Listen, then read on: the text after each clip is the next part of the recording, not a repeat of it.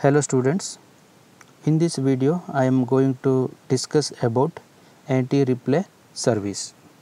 A replay attack is one in which an attacker obtains a copy of an authenticated packet and later transmits it to the intended destination. The receipt of duplicate authenticated IP packets may disrupt service in some way or may have some other undesired consequence. The sequence number field is designed to avoid such attacks. First, we discuss sequence number generation by the sender and then we look at how it is processed by the recipient. Okay. When a new security association is established, the sender initializes a sequence number counter to 0. Each time that a packet is sent on this SA, the sender increments the counter and places the value in the sequence number field. Thus, the first value to be used is 1. If anti-replay is enabled, the sender must not allow the sequence number to cycle past 2 raised to 32 minus 1 back to 0. 2 raised to 32 minus 1. Okay. Otherwise, there would be multiple valid packets with the same sequence number.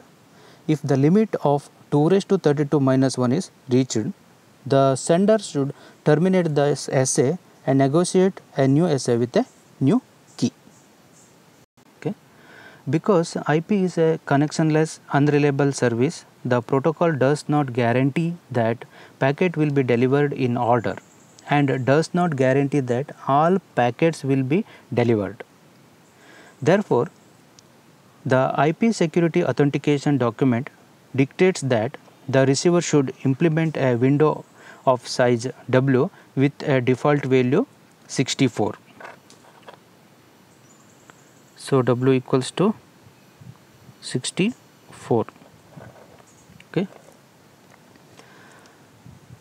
The right edge of the window represents the highest sequence number n. Highest sequence number n. Sorry. N. Highest sequence number n. For any packet with a sequence number in the range from n minus w plus 1 to n that has been correctly received, that is properly authenticated. So, n minus w plus 1. Okay. The corresponding slot in the window is marked as shown in the figure. The inbound processing proceeds as follows when a packet is received. So, first one, if the received packet falls within the window and is new, the MAC is checked. If the packet is authenticated, the corresponding slot in the window is marked.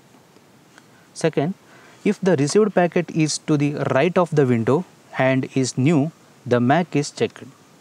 If the packet is authenticated, the window is advanced so that this sequence number is the right edge of the window and the corresponding slot in the window is marked. Last one, if the received packet is to the left of the window or if authentication fails, the packet is discarded. Thank you.